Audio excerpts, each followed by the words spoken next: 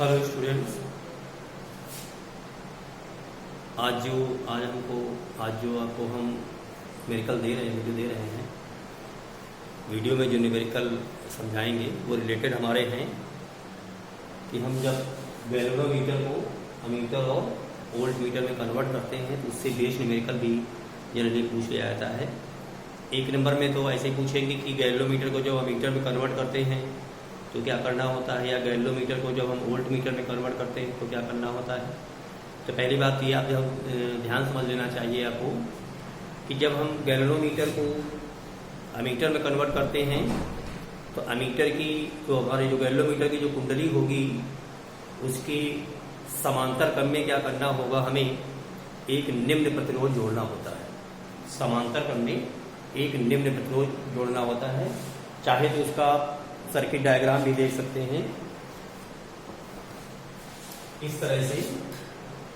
ये हमारा जो गैल्वेनोमीटर है कॉइल है और इसी के पैरेलल में आपको क्या कर देना है, एक सूक्ष्म यानी निम्न प्रतिरोध। जो निम्न प्रतिरोध हम जोड़ेंगे इसी को नाम दिया जाता है शंट। इसका नाम होता है शंट नाम होता है। तो ये जो हमारा अरेंजमेंट बन जाता है ये अमीटर होता है। क्योंकि प्रयास ये होना चाहिए कि भाई ये जब अमीटर बनेगा तो इसको परिपथ की जो पूरी धारा है वो नापना है। तो जाहिर सी बात है इसका प्रतिरोध कम से कम होना चाहिए। इस अमीटर का प्रतिरोध कम से कम होना चाहिए। तो प्रतिरोध को जब भी कम करना होता है तो हमें क्या करना होता है, समांतर क्रम में जोड़ना होता है टेबल में। तो यहाँ पे हम निम्न प्रतिरोध जब जोड़ देंगे तो ये जो गैल्वेनोमीटर हमारा होगा वो अमीटर की तरह व्यवहार करेगा। ठीक है।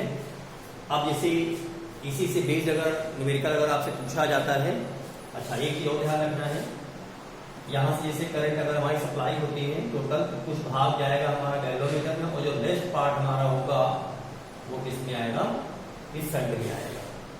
ठीक है ना। तो इसमें जो रिलेशन आपके पास है, आपके पास I G equal to I S upon S plus G. यहाँ पर ये ध्यान रखना है ये शंट का प्रतिरोध है, ये शंट है, और ये जो धारामापी कुंडली है उसका प्रतिरोध है। ये जो IG है ये गैल्वेनोमीटर में बहने वाली धारा है और ये वो धारा है जो परिपथ बहेगी और जिसे हमें मेजर करना होगा। अच्छे समझेंगे। IG जो गैल्वेनोमीटर में धारा आ जाएगी वो है, ठीक है ना। और I जो है जो धारा हमें मेजर करनी वो है। S शंट का प्रतिरोध है, रेजिस्टेंस ऑफ द शंट, और G जो है वो रेजिस्टेंस ऑफ गैल्वेनोमीटर है, यानी जो धारा मापी है उसका प्रतिरोध दिया है। तो देखिए जैसे क्वेश्चन दिया हुआ है, देखेंगे थोड़ा इससे बेस्ड। जैसे ये क्वेश्चन दिया हुआ है एक 20 ओम प्रतिरोध वाला धारा मापी। तो जैसे 20 ओम प्रतिरोध वाला धारा मापी से दिया है, इसका मतलब ये हुआ कि जो धारा मापी की कुंडली का जो प्रतिरोध है G वो आपका 20 ओम दे रखा है। 20 ओम प्रतिरोध वाला धारा मापी 0.005 एम्पियर धारा से पूरे पैमाने का विक्षेप देता है। यानी कि ये धारा मापी जो है जब उसमें धारा 0.005 एम्पियर फ्लो होती है तो ये पूरे पैमाने का मतलब विक्षेप दे रहा है। ठीक है ना। यानी कि इससे ये धारा नापी जा रही है। अब क्या कह रहे हैं, कहते हैं कि अगर हमें 1 एम्पियर की धारा अगर नापनी हो, 1 एम्पियर की धारा में क्या करनी है, नापनी है। इतनी अगर करंट हमें नापनी होगी तो जाहिर सी बात है कि इसमें से जो धारा मापी हमारा उसमें कुछ कन्वर्जन करना होगा। तो जो कन्वर्जन करना है वो हमने क्या बताया, इसके समांतर क्रम में क्या जोड़ना है, शंट जोड़ना है। तो वो शंट कितने प्रतिरोध का होगा वो आप फाइंड आउट कर सकते हो यहाँ से। तो इसी फार्मूले का हम प्रयोग करेंगे, I equal to I S upon S plus ji.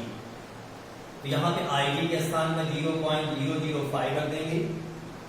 I हमारा 1 है, S आपको निकालना ही है, तो S प्लस और G के स्थान पर रख देंगे आप 20। तो यहाँ आप देखेंगे कि S plus 20 equal to S बटे 0.005। इसको जब सॉल्व करेंगे ये हो जाएगा 1000, तो ये हो जाएगा 200। यानी कि S plus 20 is equal to S into 200। ये 20 इज इक्वल टू हो जाएगा S इंटू 199। इसका मतलब ये हुआ कि जो S हमारा होगा वो 20/199, यानी ये क्या होगा, इसका प्रतिरोध होगा, शंट का प्रतिरोध होगा। ये हमारा क्या होगा, शंट का प्रतिरोध आपका निकल आएगा। ठीक है ना। एक बार फिर देख लेंगे, इसमें से IG जो है आपकी जो करंट है वो 0.005 एम्पियर है, और जो I है वो 1 एम्पियर है। तो IG के स्थान पर हमने 0.005 रखा है, और ये आपका 1 एम्पियर हो गया। और S तो आपको निकालना ही है, तो S+20, तो हमने S+20 इधर ले लिया है, और ये 0.05 इधर कर लिया है। इसको हमने सॉल्व कर लिया है। तो सॉल्व करने पे आप S की वैल्यू आप फाइंड आउट कर सकते हो। ठीक है ना।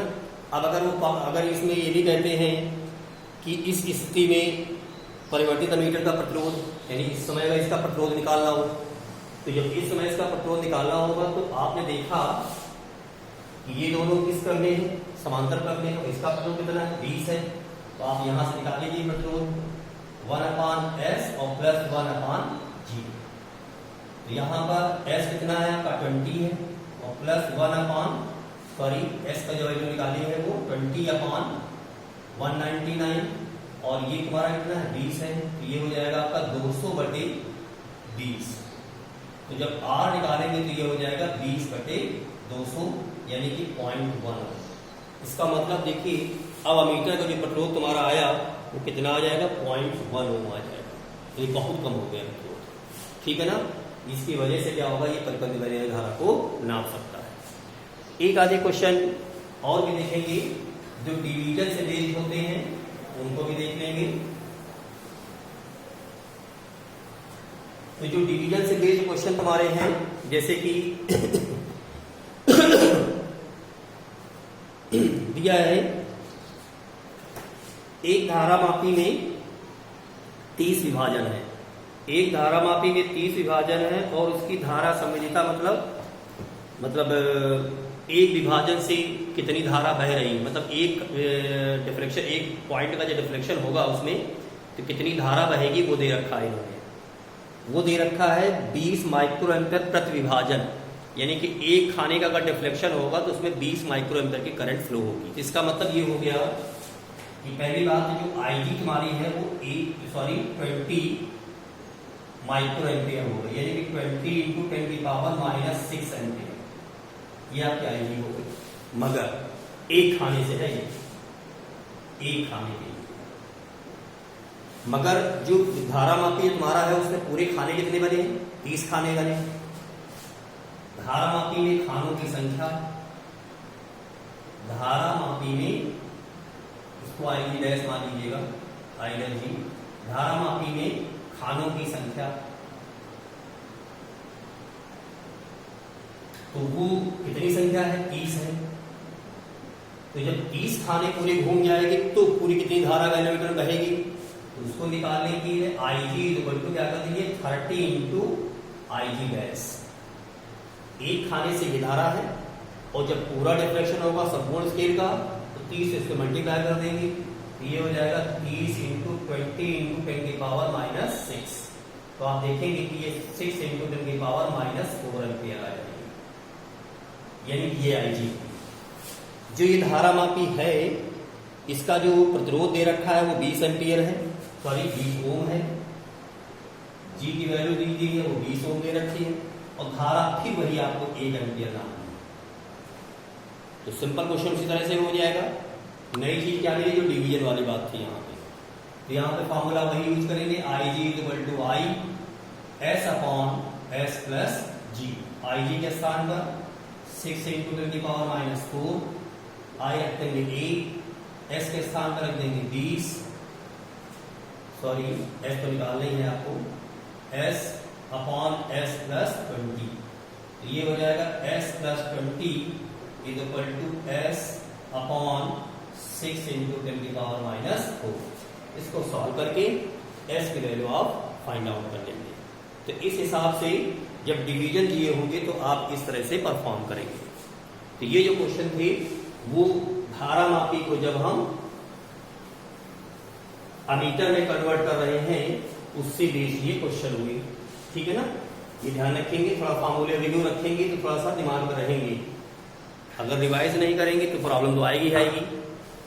अब इसी से बेस्ड जो जब धारा मापी को हम वोल्ट मीटर में कन्वर्ट करते हैं तो ध्यान रखिएगा, वोल्ट मीटर हमेशा परिपथ में किस क्रम में जोड़ा जाता है, समांतर क्रम में जोड़ा जाता है, यानी परिपथ के किन्हीं दो बिंदुओं के मध्य वो विभवांतर फाइंड आउट करता है।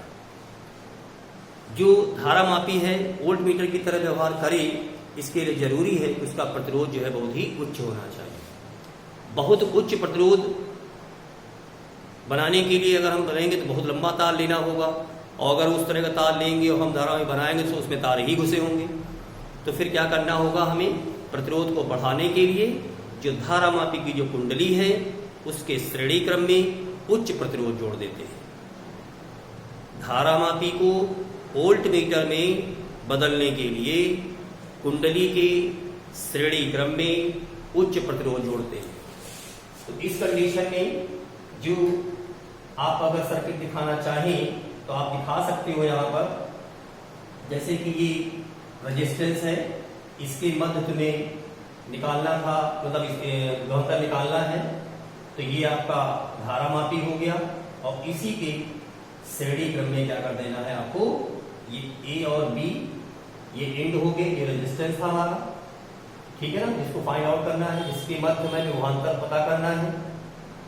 ये आपका धारा मापी है, तो इसके श्रेणी क्रम में ही हमने क्या कर दिया है, एक उच्च प्रतिरोध हमने जोड़ दिया है, आर एच नाम ले लीजिए, इसको कुछ भी नाम दे सकते हो, ठीक है ना। यहाँ पे चलिए हमने कुछ और नाम दे दिया, हमने इसको हमने R1 नाम दे दिया, तो इसको R कह दीजिए आप। तो ये ध्यान रखना है कि ये जो अब हमारा चीज बन गई, यही हमारा क्या है, वोल्ट मीटर है, यानी कि धारा मापी की जो कुंडली है उसके श्रेणी क्रम में उच्च प्रतिरोध जोड़ना है, ठीक है ना। तो इस केस में जो हमारा फॉर्मूला होगा वो Ig = V बटे G + R, Ig = V बटे G + R, ठीक है ना, ये ध्यान रखना है। अब इसमें से क्वेश्चन जो दिखा है